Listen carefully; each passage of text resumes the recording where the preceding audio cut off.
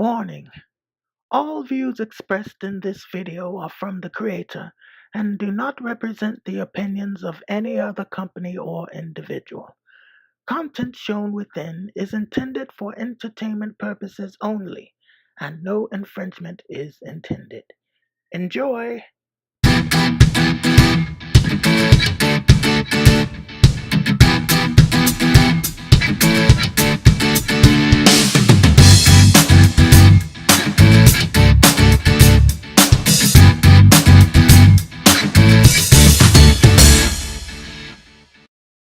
Hey there, this is Birch, and I'm going to talk about a topic that um, it's got a lot of life on social media. And why am I bridging it this way? You clicked on the link, you can see the title, you know what I'm going to talk about. It's I'm talking about politics and comics, and I want to talk about it from the standpoint of I think the whole topic is pretty disingenuous. And when I say that, I mean when there's arguments about politics in comics, they always seem to go in this very polarized direction of there have never been politics in comics or there have always been politics in comics. And I think if you sit down with the people who say things like this, and you have just a normal human conversation with two people talking to one another, you find that you're at I more every single time I've wandered into this, and politics in comics has been this thing that's been burning for a couple years now. And so last couple conventions I've at, I'll hit up people, or people come into the shop and they'll say, "Yeah, I hate these politics in comics," or "Why are these people complaining of politics in comics?" And they start with that extreme position, and I always kind of lead them the same path, and I say, "Well, what do you believe?" And let's figure out where you're at. And every single time, people always get to the same place, and they find they agree with each other because this topic has been dramatized due to Obama and Trump and just the general, politics in general, which is a money making machine. That's really what it's now become. That people can't talk rationally about this topic anymore. It's emotional. It's aggressive, and they got to get to a certain spot. So, what about politics in comics? Well, I mean, this is one of those areas I feel confident saying here are some facts, not opinions, but actual facts. So, actual facts are yes, there have been always politics in comics. When I say politics, what I mean by that is representation of political characters or political themes in comics. Maybe it's a storyline that takes its cue from a political topic. Maybe it's showing Ronald Reagan in a comic. Maybe it's both. That's been in existence for a long time. It's not new. You had Carter in comics, you had Reagan in comics, you had you had George H, you had Clinton, you had all these things, and you also had political stories, people wrestling with kind of the voting or different topical issues. Typically more with Marvel than DC, tended to dip their toe into there. But this is not new. And it is a lie to say in the last 5 to 10 years, suddenly comics have gotten quote unquote political. That's just not true. But, and there, of course, here comes the but. The but is that the politics were typically handled in a different way. And again, this is another one of those facts. Mark Grunwald and some of the other editors and some Denny O'Neil and people over the years have commented on this topic before. And one of the rules, again, they're not hard rules, but quote unquote rules, is that when stories dealt with political topics, an effort was made for the political topic to be, what they call evergreen. And what I mean by that is that it would not be, a flash in the pan issue. It wouldn't be a weekend headline story. It would be something that 20 years later you could pick up that comic and the topic they're talking about makes sense, or at least you try. That's your goal. You don't always achieve it, but that's your goal, is to try and make the political topic still relevant 20 years from now. even if the politics in the country have shifted.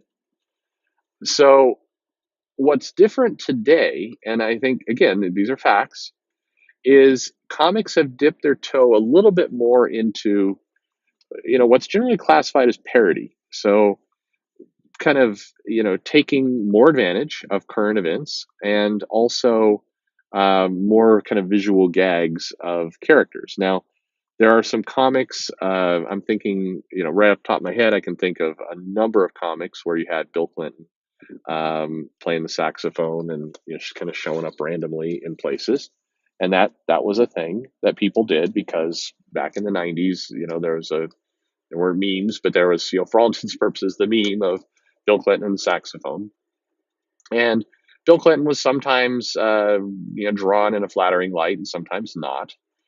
Bill Clinton was also portrayed as a horn dog in the comics. He would, you would see him kind of, like drooling after a female superhero or other things. That happened. That happened. I don't want to say regularly, but you know, it happened. And so it's not like in the last 10 years suddenly, or what really gets people crazy is in the last, kind of 6 years, two things happen that seem to be polarizing for people. Number one is the Barack Obama in Spider-Man comic, and that was seen as Marvel kind of pandering to Barack Obama because they hadn't really had a comic where, Spider-Man meets W and they have an adventure together. So, that was new, and that got people kind of ticked off. And you can argue that comics shouldn't have Obama there, and you could present your case. But that was one, and the second is after kind of leading up to and after the election of Trump, there were a number of depictions of Trump as Modoc, as kind of this angry, fat, crazy person, and it's kind of like the political cartoons where they over exaggerate, Trump's is it real hair and his weight and kind of his you know angry yelling manner. And then they, that's always been true of political cartoons, but then suddenly they start showing up as little, sometimes Easter eggs or in the background of comics. And and that had in the past been discouraged, that kind of nod to those events, and it had been discouraged again, not because the editors 30 years ago were more Republican, but because there was this unwritten rule that you should try and make your comics evergreen, and if you're doing little parodies of people, it hurts that. Doesn't mean they still don't involve real life characters. You had Beast and Wonder Man on David Letterman, and you have things like that have always been there. But there was an increase, and there was an increase because a lot of people were talking about Trump, and more people were getting involved in politics or learning about politics than in the past. But that's again, these are facts. This is just what exists in the world. So, to the question of politics and comics, why I say it's a disingenuous topic is that people say, "Hey, politics have always been in comics," and while that's true, the depiction of those politics and the way that they're handled and the elegant way they're handled, were handled, or elegant or not, the volume, there have been changes in the last really 6 years. There have been changes in how politics are represented in comics. That is true. But so when somebody says, "Oh, there's always been politics in comics," they point to a picture of Captain America beating up Hitler and all the rest, and you're like, yeah, okay, yes, but you should acknowledge that some things have changed, because yes, things have changed. Now, on the other end of the spectrum, we want politics out of comics like they were. Well, again, politics were in comics. They did do these references, and I guarantee you, and this is something that a lot of Trump supporters struggle with, is when Bill Clinton was represented as a horny man in comics. Hey, Democrats didn't like that. I definitely had customers pissed off at that. They people could take a joke better then.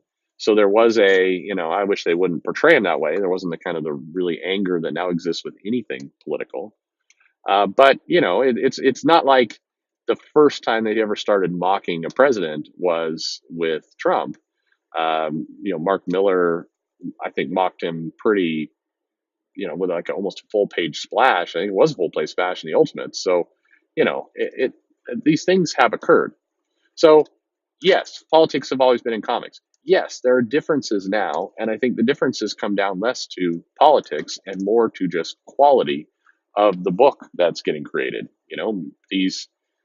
I personally think the evergreen rule is a good one. I think it's wise to think of comics as a living 30, 40-year legacy. And so cheap gags kind of take people out of the experience. It hurts that, but at the same time, people are gonna, create are gonna create. So, they're gonna do their thing. And, you don't want to, you certainly don't want an editorial mandate where everybody has to, conform to only one standard. So anyway, I think what more needs to be said? There are politics, yes, and they have changed, yes. And I think if people would just kind of acknowledge what they're really fighting about, I mean, let's fight about the real topic. And the real topic is I don't like, Trump being, you know, displayed as Modoc. I say I find that offensive. Okay, that's something you can be pissed at and be angry at and argue about. But that's not to say we need to get rid of all politics in comics. Comics never had politics. That's a silly statement. And on the other end, maybe you like seeing Trump depicted as Modoc. All right, good for you. But be an adult and recognize that some people won't like that. Yeah, I mean, think about who's somebody you like. If you were a Barack Obama fan and suddenly had Obama Modoc with exaggerated features, and unfortunately, due to kind of how racism has existed, when you exaggerate features of a non-white person, then those typically the exaggeration is usually racist in how the character is exaggerated. But at the end of the day, it's an exaggerated style. It's like you want to make Obama's ears big, you want to make Trump's hair look crazy, you want to make W look kind of clue. That's what cartoonists and caricature artists do. They exaggerate features. So, I just in life, can people just have some humility? Just because you like something, you're cool with Modoc Trump, doesn't mean that it's not a legitimate thing that pisses someone else off. Because guaranteed, you have something that pisses you off, and you'd like for that to be taken seriously, right? So, oh well, there you go. Politics and comics. Will this solve anything? No. Internet got internet. They're going to argue, and that's all fine. But in the grand scheme of things, I mean, there really are better things to fight about. And politics and comics is it's just such a non-issue in that the fights need to be more targeted. The fights need to address what's actually going on. Well, thanks for listening. Look, would love for you to subscribe. So click the subscription. There's a bell for notifications. Is there anything? Is there any other feature of YouTube I can start promoting? I don't know. Make your own playlist. Yeah, let's make your own playlist. I hear that's super cool. Follow me on Twitter, Comic Perch over there, and give me some suggestions, and I'll respond to them. Thanks a lot. Have a great day.